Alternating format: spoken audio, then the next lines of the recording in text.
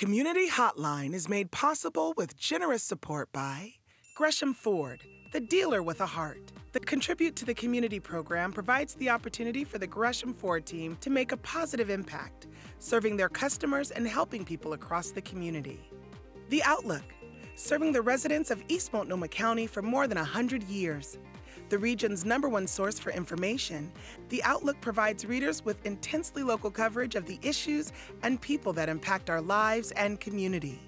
The Mountain Hood Cable Regulatory Commission, advocating on behalf of the public interest on communications policy issues at the local, state, and federal levels. And by Stamp Connection. Metro East values the support of our partners in the community, and we'd like to give a very special thanks to the sponsors who help make our programming possible. Hi, I'm Monica Weitzel, the host of Community Hotline. This is Oregon STEM Week and Digital Inclusion Week. We'll start tonight's show talking with Seth Ring about our work in digital inclusion at Rockwood DIY. Joining Seth will be award-winning filmmaker Alton Glass, talking about his forays into the world of virtual reality. Then we'll talk with iUrban Teen, a nonprofit whose STEM plus arts education program for underserved teens and young adults provides career exploration and mentoring. And after all that talk of education that will help people get jobs, we'll cut to the fun stuff, the Multnomah County Fair. Not only is it bigger and better than ever, but admission is free. It's important that everyone have the training and access to technology to keep up in this world. It's also important to have fun. And we'll show you how to do both on Community Hotline coming up next.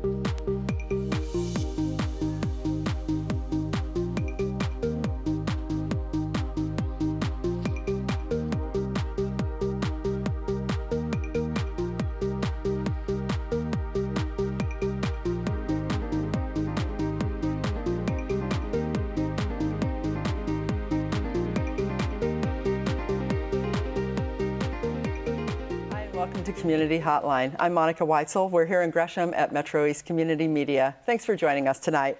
Tonight we're going to be talking about STEM and digital inclusion. It is Oregon STEM Week and it is Digital Inclusion Week. So we're going to start out talking about what we're doing in the Rockwood DIY, which is Metro East pop-up in the Rockwood neighborhood. We're talking first with Seth Ring. You are our Director of Education and Volunteers, and you pretty much run the Rockwood DIY. Thanks for being here, Seth. Yeah. And Alton Glass, you are a director, producer, award-winning filmmaker, and you run your organization or your company, which is Glass Rock Entertainment. Mm-hmm. And you are, you know, getting into virtual reality, which is a really great thing. And so we'll talk with you. Thanks for being here. Thank you. So let's get started, Seth. Why don't you tell us a little bit about Rockwood DIY and what we're doing there to start out with? Yeah. So do you want me to describe digital inclusion? Yeah, why don't you go ahead and start that, since it's Digital Inclusion Week, and that's a lot what we're doing there. Tell us, for people who might not know exactly what that term means. Sure. So it's sort of like, I was talking about this with somebody earlier. It's sort of like, you know, in the days when we didn't have electricity, some people might have been like, why would I ever need electricity? But now, thinking of that now is just like, you don't, right? Yeah. And digital inclusion is a very similar concept. There's a lot of people that don't have access to devices like computers, cell phones, whatever. They don't have access to training on those devices, and they don't have access to the internet. And nowadays, it's like not being able to breathe. You know, 90% of jobs, you have to apply online. 80% of homework is assigned and it has to be done online or involves online, some sort of online thing. Right. You want to sign up for healthcare. You want to do stuff with your bank. You want to like talk to someone. It has to have some sort of like online component. And in Portland, 15% of the greater city area, people do not have access to internet. And actually in the Rockwood area with the groups that we've worked with, about 20% of people don't have access to internet. And so when you say they don't have access to it, they actually don't have broadband service in their area? Or in their house. In their house. Yeah, or in people, their apartment. Yeah, and people can do that, but like, we were talking earlier, it's like they go to like McDonald's to get free Wi-Fi, or they go to the library, and that's great, but I wouldn't go to McDonald's for electricity, and I wouldn't go to the library for electricity. Right. It's nice to have that, but it's also not as safe if you're going to, if people want to pay their bills online, you can't. You don't want to do that at a McDonald's. It's not the best. That's not a smart move. Mickey D's is good, but and not the library, for bills. I know the library does a lot of work with digital literacy and digital inclusion, but it closes at 6 o'clock at night, the one in Rockwood, and the lines are sometimes, or the wait time is sometimes 2 hours long. Yeah. Which, if you have a bunch of kids that need to use the internet, that's pretty tough. Yeah, especially one of the problems that a lot of people run into at the library is like, and I've ran into this personally, I needed to either apply for a job or do some sort of correspondence, and there's like kids playing video games on the computer, which I have nothing against video games. I enjoy video games, but when you're like trying to meet a deadline and some kid's playing MapleStory and you're like, come on, Junior, move it along. Well, it's very frustrating. Before I had a laptop, I know that I was applying for a job online. When I was applying for this job, actually, 10 years ago, and I was filling out an application, and it was a really long one. I got to the very end, and I'm just finishing it up, and I ran out of time, and the computer shut down. Yeah. I was like, oh my God. Bad news bears. It was really frustrating. Yeah, you just kind of want to throw up your hands and say, forget it. I don't need a job. Yeah. But it's true. You really need one. How is that for you? Do you deal with a lot of kids, Alton, that don't have access to the internet? Yeah, I think, they say technology is a great equalizer. So if they don't have these tools, they're not going to be able to compete. And a lot of times, once they leave the school system and they go back home, they can't continue to keep that going. That's right. At the most, you may have a cell phone, but if you don't have Wi-Fi, then if you're in a remote area, you may not even have a good cellular signal to continue to keep that going. Right, and so that's tough. It's definitely something that has to be addressed in order to close that digital divide. You have to have the accessibility outside of just great places like Metro East, but when they get home and like you said, the library closes. So yeah, I do experience seeing that a lot with the students that I've had a chance to work with, or communities that I've had a chance to go into. Seth, tell us real quick what you're doing at Rockwood DIY to help solve that problem. Yeah. In our little way. There's this really great Trevor Noah quote. He wrote this book about his experience as growing up in South Africa, and he says, like, they say, teach a man to fish and they'll eat for a lifetime, but what they don't say is, like, you have to give them a rod to fish with first. Right. And maybe some bait. and that's what we're trying to do at Rockwood DIY. So we're working with mostly underserved groups, immigrants and refugees, people of color, people that are socioeconomically, they need more help. Mm-hmm. We're working with seniors, and we're trying to teach different classes that help them train in different technologies they need. So we do a Smartphones for Seniors class where we have a group called Portland Youth Builders, which is an alternative high school. They come in and they teach seniors that are sort of like grandparent-ish. And it's not just for seniors, but that's the demographic we mostly work with. They teach them how to use their cell phones. Mm-hmm. And it's wonderful because these kids that haven't been successful necessarily in like traditional school settings mm-hmm. are just like killing it in these classes. They do a great job. They're doing great. And the seniors love it. Yes. They love it. And it's just like this match made in heaven because there's none of the weirdness. There's like, it's not like they're their parents. So there's no, it's like, how grandparents spoil the kids. Yeah. There's a really good rapport. Good. We also do a lot of camps for youth. So we did a music video camp where kids wrote a song, and then after that they did a music video of that mm-hmm. song. And a couple of our kids that sort of rose to the top, DeJour and Jordan, actually just got their video is in a like national. They just got a national award for it. Yeah, a national award. So it's sort of like, and they've said before, it's like we don't have access to this equipment, and it just you know, being able to just put it in their hands and let them go is just, they're incredible. Yeah, you know? yeah, they are. So you brought a video that shows some of the things. So I think we should take a look at that video. It's kind of a compilation of the work you've done in Rockwood over the past year, right? Yeah. Mm-hmm. Okay, well, I think we should take a look at that now. Yeah.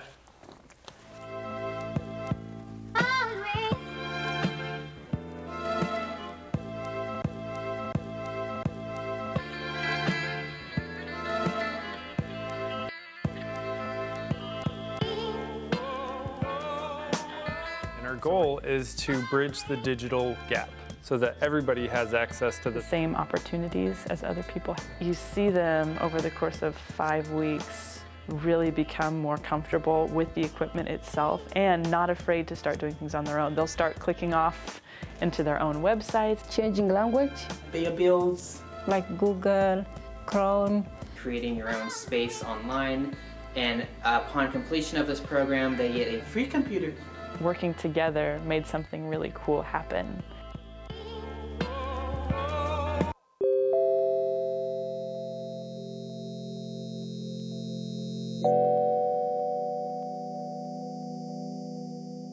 We use video games to inspire young people about their future and use the games that they love to play as a catalyst for interest in activities that we believe they should be spending their time on anyway.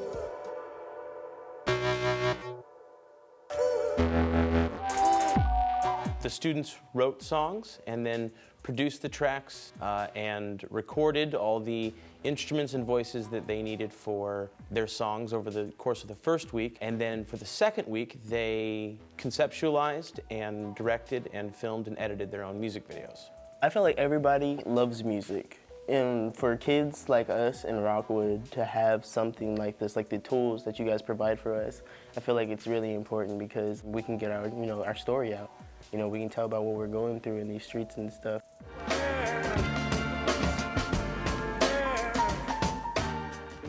I'm here to teach classes about phones and tablets to anyone in the community, but we have a lot of seniors here. I think there really is a need for classes like this. I think that, a lot of us who didn't grow up with these kinds of things, we're just kind of overwhelmed by them.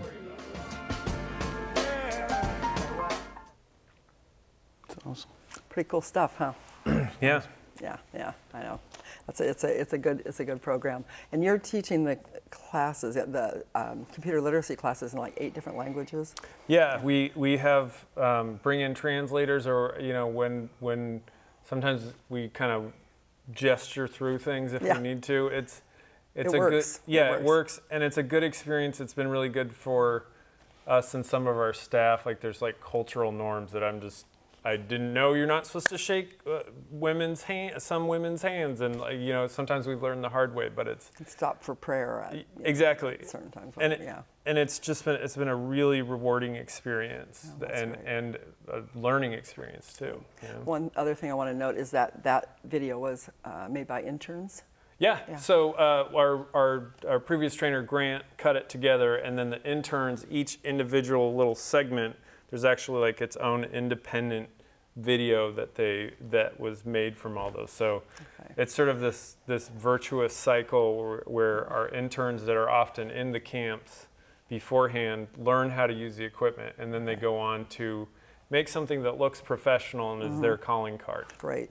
We're going to run out of time. I want to make sure we have plenty of time to talk to Alton. You are doing a lot of work in virtual reality. How does that tie into, well, tell me first a little bit about that, the work that you've been doing with your company. So I started off doing, my first thing I did was my own VR short film called A Little Love. And that was just me really taking the time that I spent learning the medium for the past 3 years and applying it and seeing how I could apply it to my traditional area of filmmaking as a director. And I had a chance to take that out and on to festivals and so forth. And then I started to really see just how VR really sparked. Like when I first had a chance to get in VR, it touched like the soul of your childhood, and it just really took me back and really sparked my imagination again. And I realized, wow, if I can utilize this for the, for the youth and for people who want to get into the arts and learn STEM and so forth, then this would be a great pathway into a lot of other opportunities. And so now I've shifted from doing original content as well as branded experiences, which has been great for me as a business, creating experiences through virtual reality content, and now educational experiences. Give me an example of an experience that you would. So we did one for in New Orleans for the NBA All-Star down in New Orleans, and with Toyota. And they had a concept called Know the Unknown, where they wanted to be able to take people outdoors and give them this feeling of adventure with the Toyota RAV4. So we came up with content in partnership with Jaunt, and where you would go on a tightrope in Moab. Original 360 content experience. Cool. Something I would never do in real life, but I would do it. Kayak in Iceland. Wow. And you get a chance, and then we did another partnership with Crytek. It's like a climbing game, mountain climbing game. Wow. And then we had, we took the original model of the Toyota RAV4, dropped it into something called, we designed it and dropped it into a system called Google Tip Brush, where you got a chance to cut paint and design on your Toyota RAV4, go inside the model and really experience the car. And that leaves a lasting impression with you, that experience. And the people loved it, and we ended up doing another one in Lake Tahoe. So it was a great experience for Toyota. They loved it, and I continue to do more brand work with places like Disney and other brands, yeah. That's really amazing you can do that now. I mean, it's really kind of opened up filmmaking in a whole new way. But tell me, when we're talking about youth that are maybe in rural areas where they can't, they don't get a lot of the experiences maybe kids in the city do because, they're stuck at home and they don't have the opportunity, or kids that just don't have the means to maybe travel and do things that, kids that have richer parents can do. Virtual reality can be used to give them those experiences, can't it? Yeah, I mean, it won't replace it, but it'll definitely give you a feeling. Right. And an experience you can remember. And what's interesting about VR is the mind doesn't really know the difference between what's real and what's fake. You kind of are in that line. Right. Right. So what I think is great about VR is when you go into a virtual reality experience, what you feel, you come back into the real world and you take that with you. Right, so if you can apply that to mindset and use it also for fertilizer for the imagination, it allows them to continue to carry that on and continue to bridge that gap with the technology and gaining skills and using their art as a means to create opportunities for themselves. We have some video that you brought. I think we should look at that right now, otherwise we're going to run out of time. So let's go ahead and take a look at that too. What inspired A Little Love, which is a VR piece that's centered around family? I wanted to create an experience, a kid's perspective of wanting to spend time with their loved one or their family member. So the project A Little Love is about a mom that's re-entering the job force and has not found a way to balance who she is at work and who she needs to be at home. Yeah. Okay. Okay, sure thing, I will handle it. He found a way to balance bringing live action and gaming units into one piece. And it's a seamless transition and they play well together. I'm not playing games though. Look under the bed, there's actually something there for you. I want to inspire a legion of other, content creators to try this out and go out there and push yourself to hone your craft and grow and build.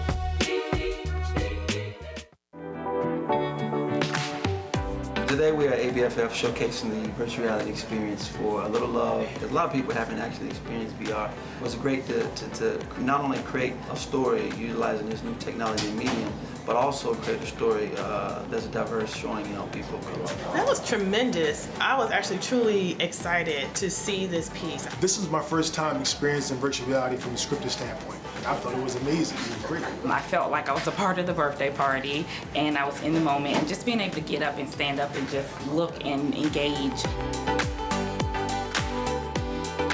What was really amazing to me was how within the VR world, so we're in this different world, but then we were in two different worlds, and that was really amazing. This will excite a lot of young people to really want to find out what they want to do in life, and they can experience right before them. I would say that you have to try the virtual reality experience. It's one like no other.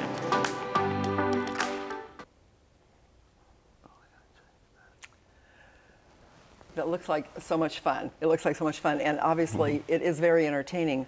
When people say to you something like, it's really just for entertainment, it's not just for entertainment, is it? I mean, what do you say if somebody says that to you? I mean, I would say no. I mean, initially when I started in VR, I thought it was for entertainment, but as I started to really explore all the different opportunities, it goes beyond that. And I think VR is not only a great tool for workplace transformation, education, but it's also a great tool in terms of even the philosophy of how you can apply creating your own world and using that for the students in terms of education and just anyone in general.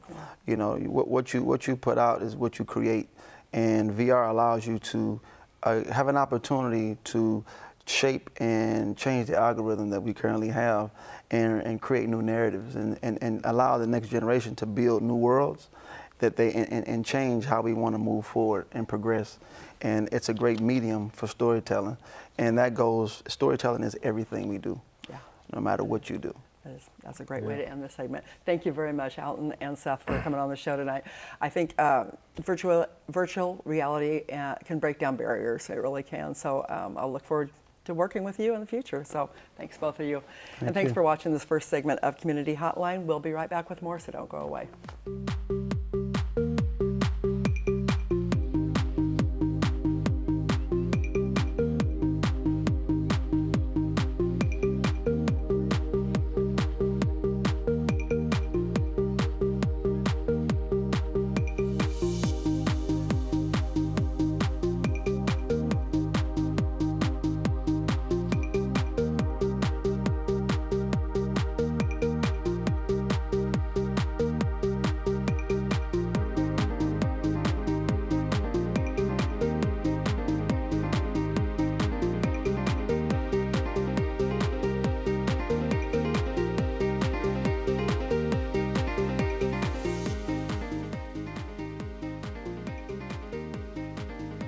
Community Hotline is made possible with generous support by Gresham Ford, the dealer with a heart. The Contribute to the Community program provides the opportunity for the Gresham Ford team to make a positive impact, serving their customers and helping people across the community. The Outlook, serving the residents of East Multnomah County for more than 100 years. The region's #1 source for information, The Outlook provides readers with intensely local coverage of the issues and people that impact our lives and community. The Mountain Hood Cable Regulatory Commission, advocating on behalf of the public interest on communications policy issues at the local, state, and federal levels. And by Stamp Connection. Metro East values the support of our partners in the community, and we'd like to give a very special thanks to the sponsors who help make our programming possible.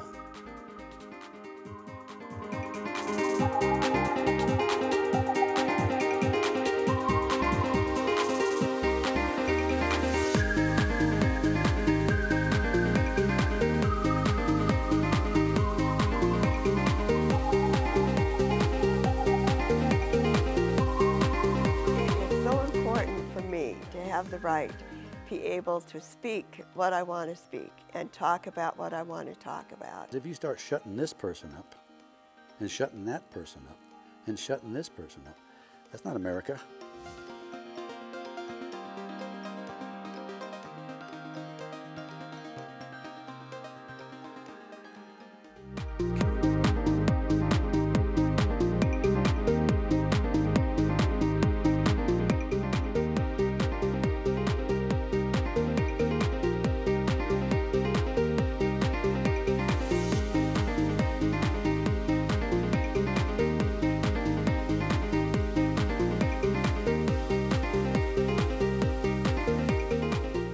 Hi, and welcome back to Community Hotline. I'm Monica Weitzel. We're here in Gresham at Metro East Community Media, and we've been talking about digital inclusion and STEM work in the area. And to carry on that conversation, we're going to be talking with iUrban Teen. This organization works with youth in the area, and to talk about it, I have Cheryl Norris, you are the Advisory Council's Chair. It's great to have you here. Thank you. And Alon McKenzie, you're a student participant with iUrban Teen. Thanks for being here.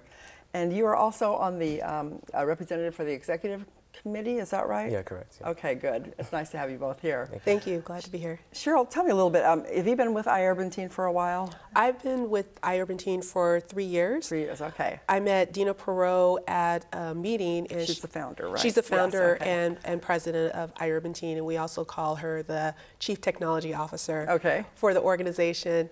And so I was introduced to her. She started describing what they do, and at that time they had a STEM summit coming up, and I volunteered, and I was so impressed by what I saw at the summit that I talked to her about getting even more involved with the organization. Wonderful, wonderful. It's always so good for people to step up and volunteer. And is that something you do in your job? Are you involved with technology in your job? Yes, I'm an engineer at Portland General Electric. Okay, okay, good. So tell me then, for those who don't know, what iUrban Teen does, what their programs are about. So iUrban Teen, the tagline for iUrban is I engage, I learn, and I succeed. The idea is that we're exposing students to STEM technology or to STEM careers to hopefully create a spark in them, because at that age, or at any age really, you don't know what you don't know. Right. So, right. So we have the STEM summits and the STEM tours to get the students exposed and engaged to the different possibilities in the areas of STEMs and arts. Okay. And then the I engage part, or the I learn part, is where we have 6 to 8 week camps for coding, for mapping. We even have one called I Speak to help the students learn for public speaking. Oh, that's great. And so more in-depth, hands-on classes. And then the idea behind I Succeed is that they're now taking that and they're getting engaged or getting involved in careers related to STEM. Great, because there's a real need for more people that are in careers that involve the science, technology, engineering, math, and then the arts. Yes. So for anybody who doesn't know what that is, because some people might not. That's true. You know, I mean, it's really prevalent in the educational community and in in the workplaces now. I mean, if you don't have a background in that, it makes it tougher to get a job.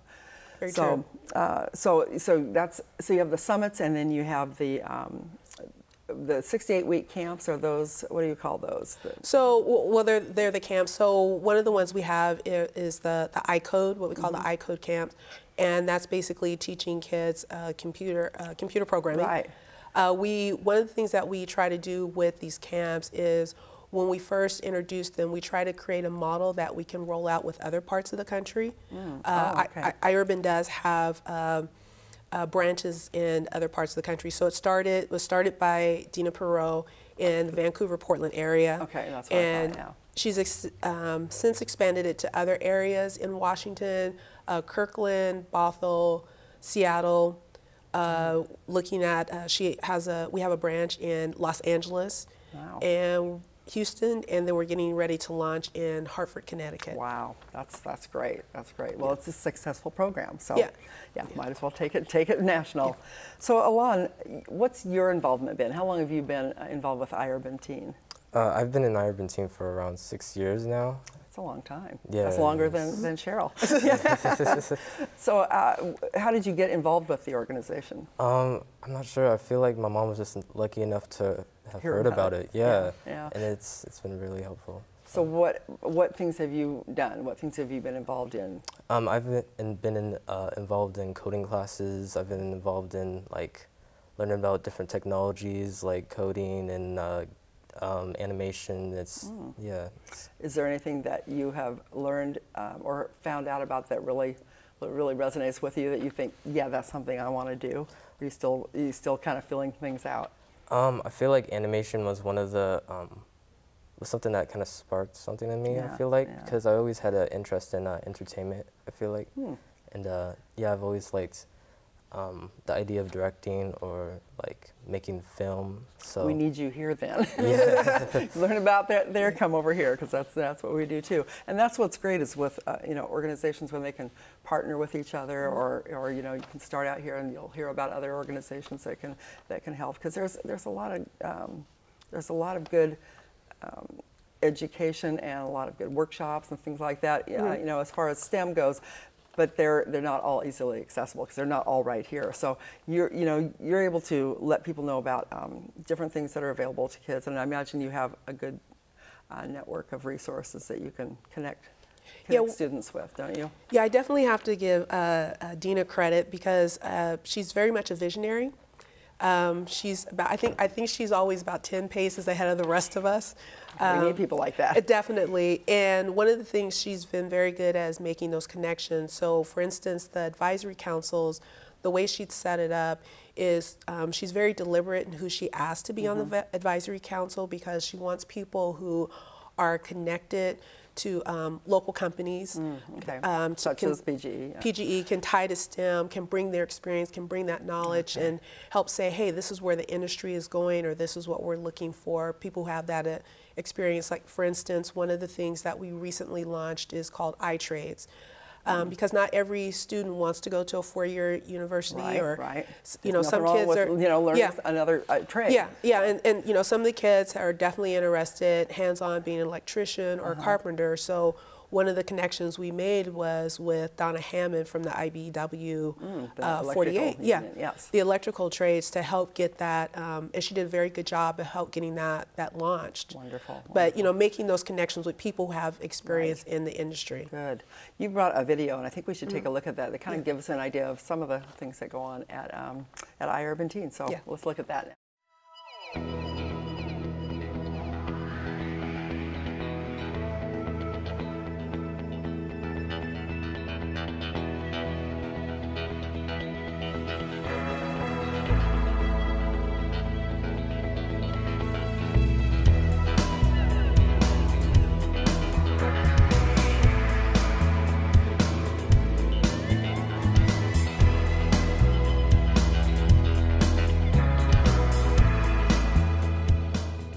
The way I think this program benefits kids is just thinking about kids can dream what they want to become in the future, and it's all in a dream, but iUrban makes that dream come to reality. So having them exposed to where they can potentially be, what it's like to work in a Google or in a Microsoft or other tech areas, and being able to see it while they are a kid actually allows them to think about it and plan for their future and maybe say like, yes, I really like that place, that's what I want to go. Coming to these tours motivates them enough to be able to work hard on to get into that career path.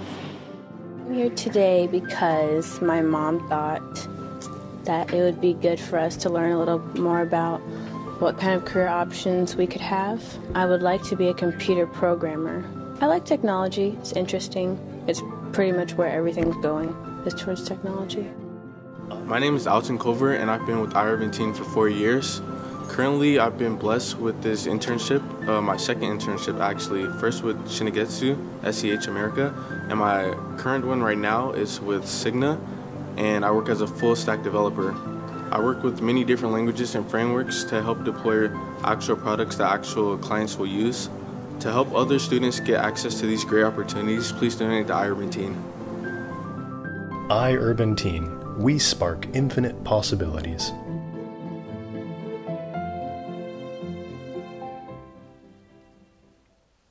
So Alon, tell me, what would you say to somebody if they said, I was thinking about getting involved with iUrban Teen, is it really worth it? What would you tell them? Yeah, I think it is because in a world that's just become more of like technology driven, I feel like it's almost like a given that you should do it. It's necessary to have some of those skills. Because it's just moving into every other like just job area, like it's in hospitals, it's in like I go to get my hair cut and I have to sign in on an iPad. Yeah, exactly. So like people need technicians everywhere. So, yeah, that's right.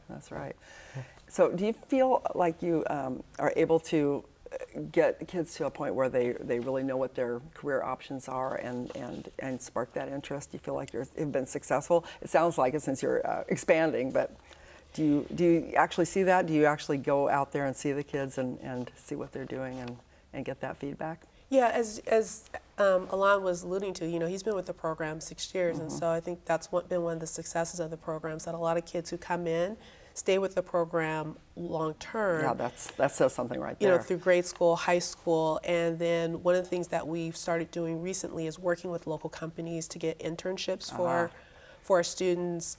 You know, they go to college and they come back and they actually intern with different companies, local companies, and then they're actually applying what they've learned, you know, at school and the degree that they're studying for. Yeah, that's a great thing to do, and more people are using interns, and companies like that too. You know, it's people seeing what they do, and they get an idea of, well, yeah, maybe we want to hire this person. So that's a good plan. So, tell me, you said you're also on an executive committee. Executive council, yeah. Executive council. What does that involve?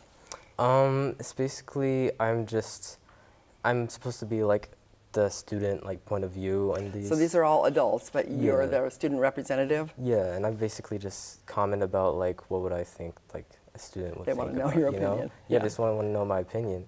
And it's been really nice, you know. It's been cool to get that experience and to learn what happens, you know, in boardrooms. What the process is, yeah, what people do, the decision-making process. I mean, those are, So what are some of the kinds of decisions that they make, or the things you talk about? There's funding. There's a lot of funding. yeah. Funding is always an issue for a nonprofit. Yeah. It sure is, yeah. A lot of funding, a lot of just planning of events, and Do you feel like you get listened to?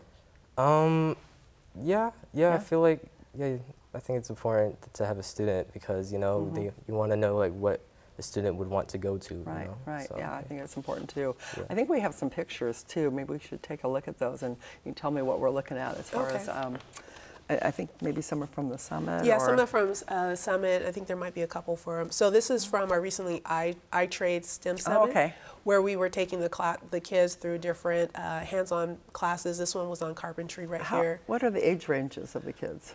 Typically, we're looking at 6th, 7th grade up through high school. Okay. Yeah. And they were, that's the I Speak right there, so that's part of our speaking program. Nice. Have you done that alone? No, I haven't done it. Because you got it down pretty well. Yeah. And this is from one of the STEM tours that was done at a wastewater facility. And again, from one of our workshops for one of our STEM summits. One of the things that we really try to focus on at the STEM summits is definitely hands-on, so the kids get an idea of what's involved in the different ones. And here they're doing electrical work to provide power for a light bulb. I was at that one. You were at that one? Okay. Yeah.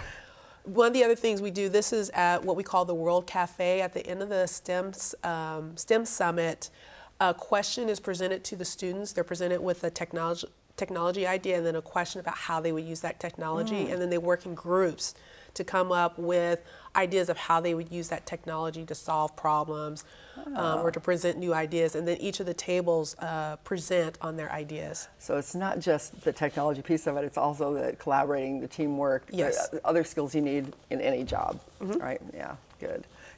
Have you been involved in those kind of situations with iUrban Teen where you worked with a group of kids? Yeah, I feel like every event you have to, we kind of collaborate at the end. A lot of the events we will do some sort of we'll all come together and we'll think of some type of technology that'll be helpful for the world or something like that. It's just, I like that. Technology that'll be helpful for the world. Exactly, and it can be as crazy as you want it to be, and still it has you know, it could actually help people. You know? Hey, use your imagination. You never know. Yeah. We are out of time. Thank you so much, both of you, for being on the show, Cheryl and Alon. I wish you the best of luck in your future careers, and I have a feeling you'll do just fine. So thanks for watching this segment. You bet. Thanks for watching this segment of Community Hotline. We'll be right back talking with the Multnomah County Fair.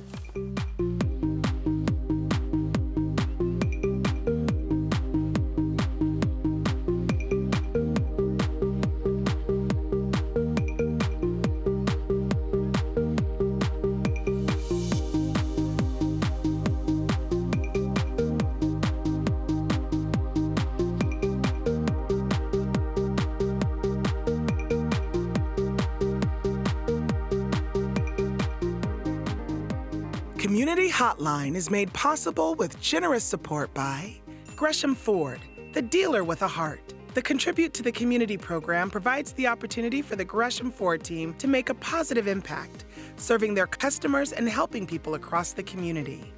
The Outlook, serving the residents of East Multnomah County for more than 100 years. The region's #1 source for information, The Outlook provides readers with intensely local coverage of the issues and people that impact our lives and community. The Mount Hood Cable Regulatory Commission, advocating on behalf of the public interest on communications policy issues at the local, state, and federal levels. And by Stamp Connection. Metro East values the support of our partners in the community, and we'd like to give a very special thanks to the sponsors who help make our programming possible.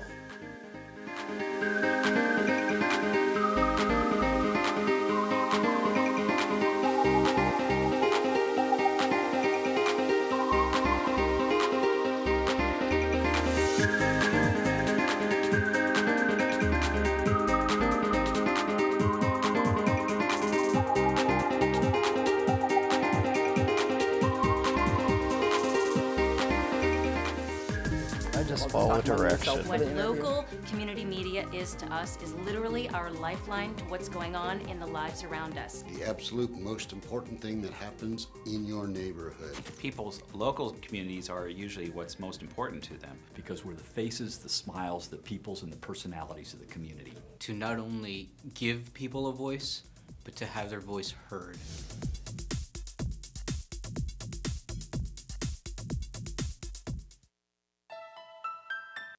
The Rosewood Initiative is a nonprofit community center located on 162nd and Stark.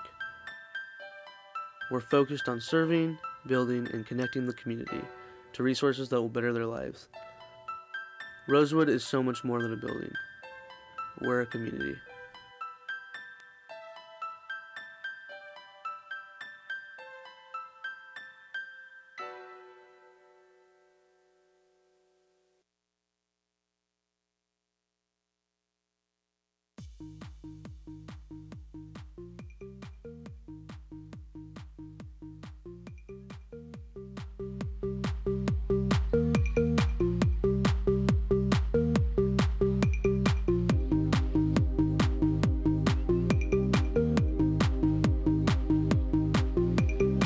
Hi, welcome back to Community Hotline. I'm Monica Weitzel. We are here in Gresham at Metro East Community Media. And now we're going to end the show talking about the Multnomah County Fair. I have with us Larry Smith, who is the president of Friends of Multnomah County Fair and also a beloved volunteer here at Metro East for a very long time. And with him, he has Annie and Sarah Loveland. Annie and Sarah? Lizzie. I mean, Lizzie. What did I say? Oh, Sarah's your mother. Sorry. Sorry, Sarah. Annie and Lizzie Loveland, and you have your pets here, your bunnies that you show. Tell us their names. Which one's which? This is Brendan, and he is Havana. This is Bun Bun, and she's a mini lop. Brendan and Bun Bun. Oh, and I might say, I just have to show this. I opened up today's Gresham Outlook, and if we can get a shot of this, on the very front page of the Gresham Outlook, there they are, right there.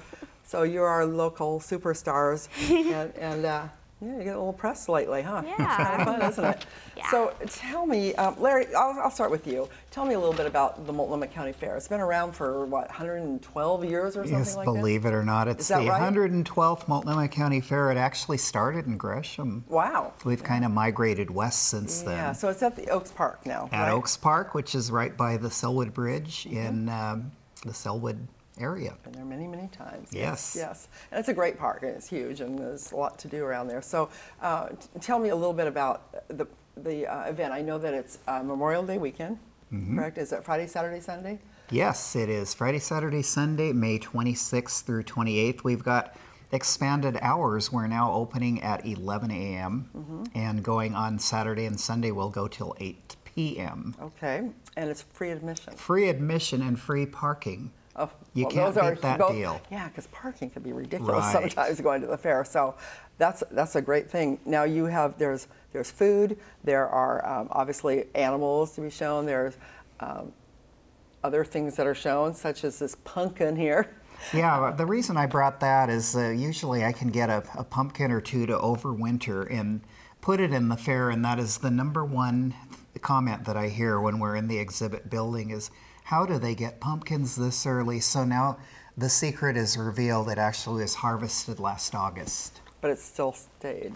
You keep it cool somewhere. It stays in the basement. I put 4 down there, and I've lost 1, and I'm losing a second one. So I've got 2 to go to hold on to actually bring to the fair. And people can still submit things to the fair, is that right? Yes, for the open class and the youth exhibits, the entry day is actually on the 24th, which is May. Okay. Thursday, and from noon until 8 p.m. If you have anything arts, crafts, cooking, needlecraft, floral, vegetables, photography, anything like that, bring it down.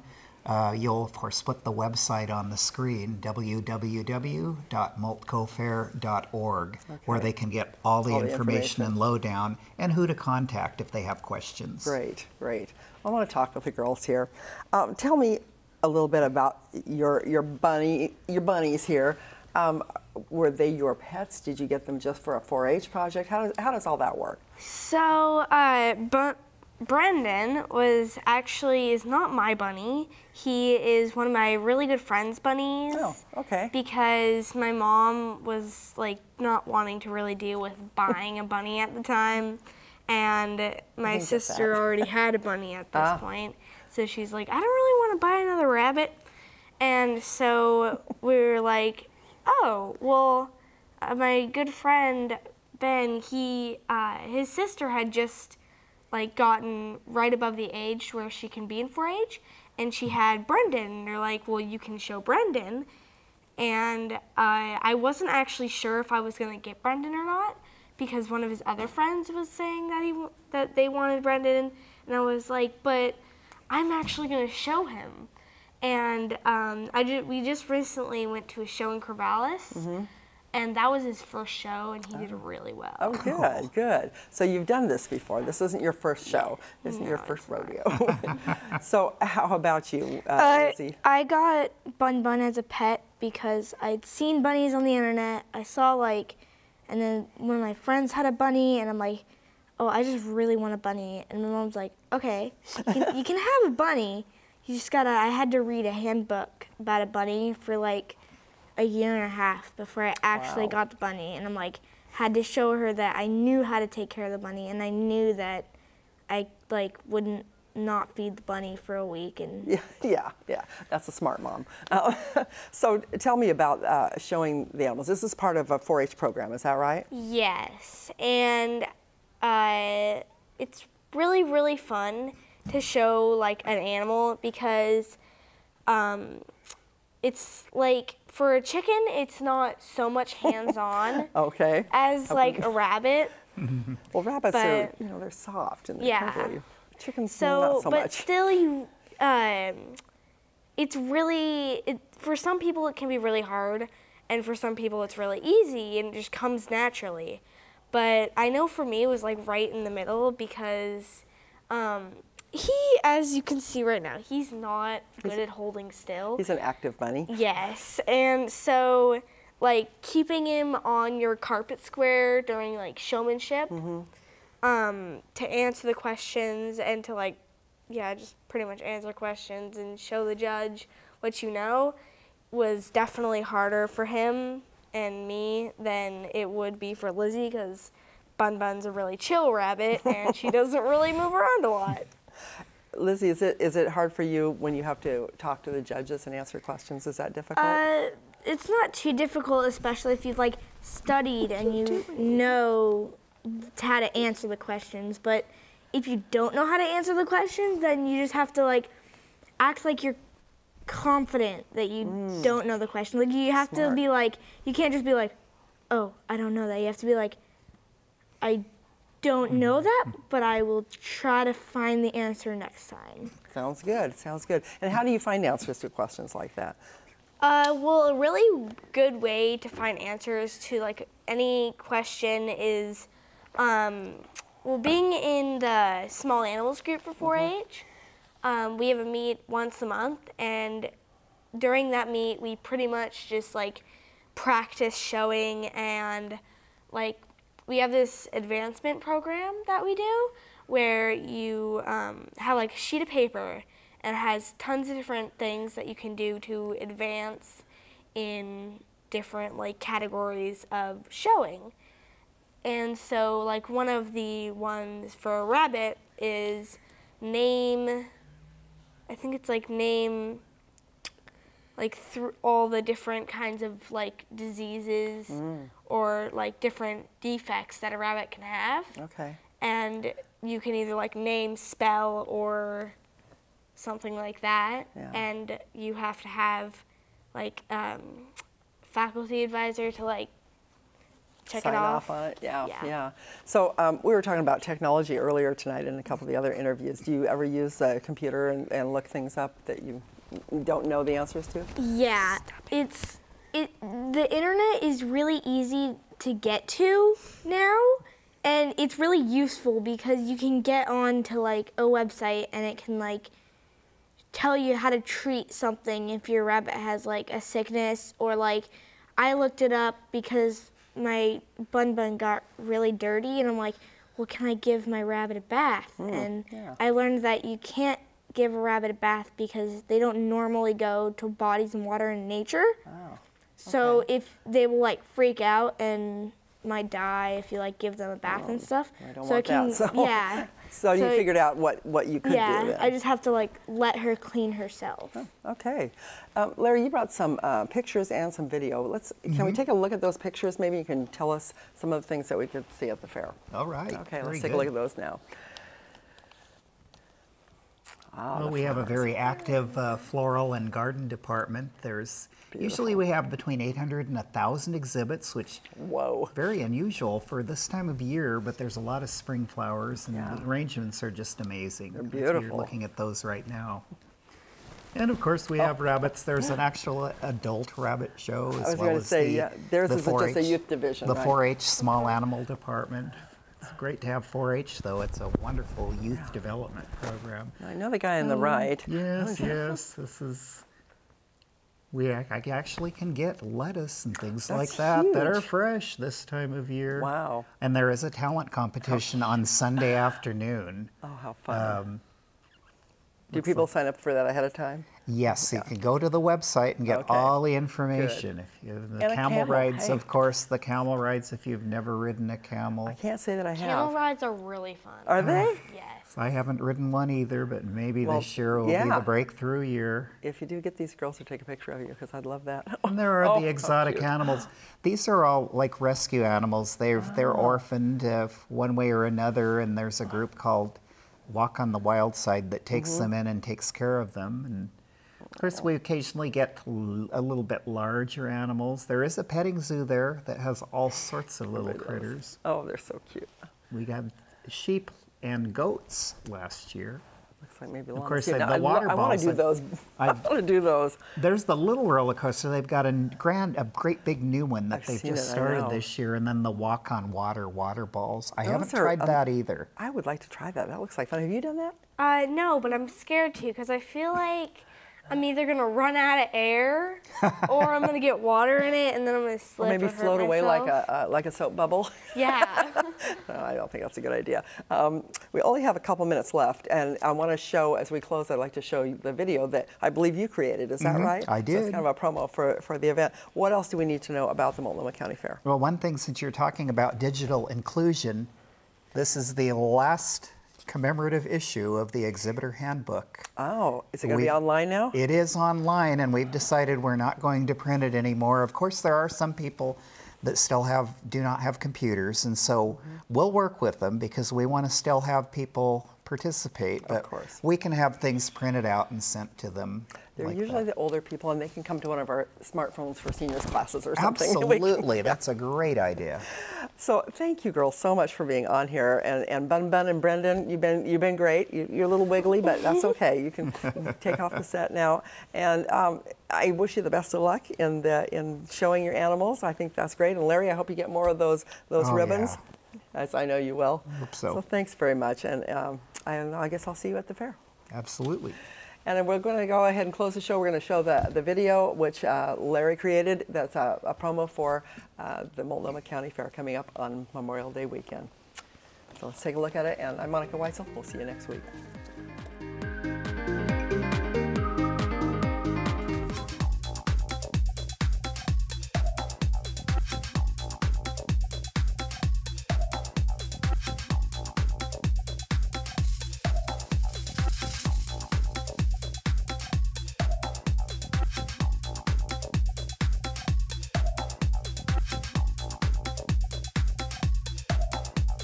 Exotic animals, thrill rides, entertainment, exhibits, and more. Multnomah County Fair at Oaks Amusement Park. Memorial Day weekend. Free admission.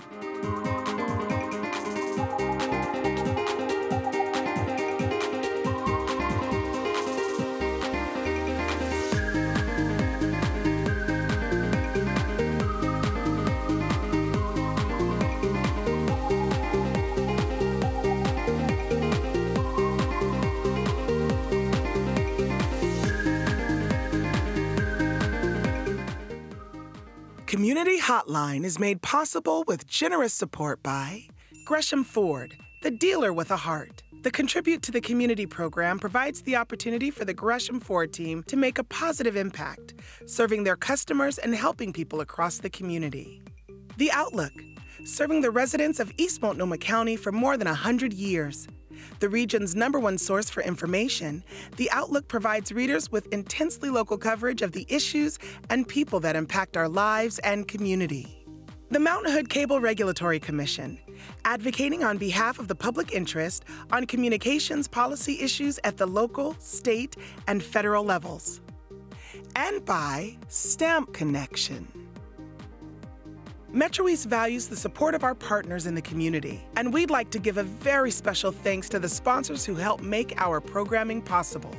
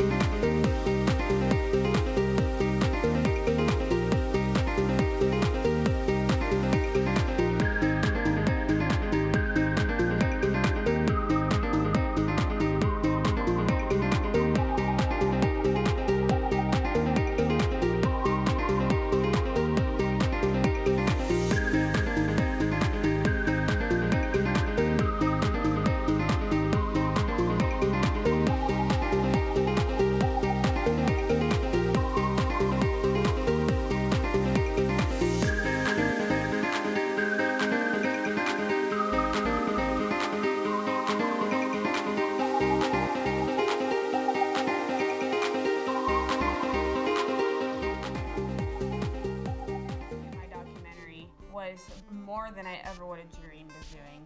This is a community media station. It was phenomenal. Ready, camera one. What is it about this place that makes so many different people come together? Ready, camera two. Very professional, experienced people. You can use these industry standard pieces of equipment. Ready, camera three. Take three.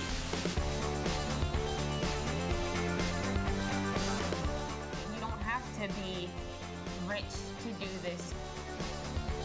Open people's eyes to something they've never even thought of before. Cool stuff happens. It becomes this community. That's going to really change who's telling the stories and who's controlling the messaging.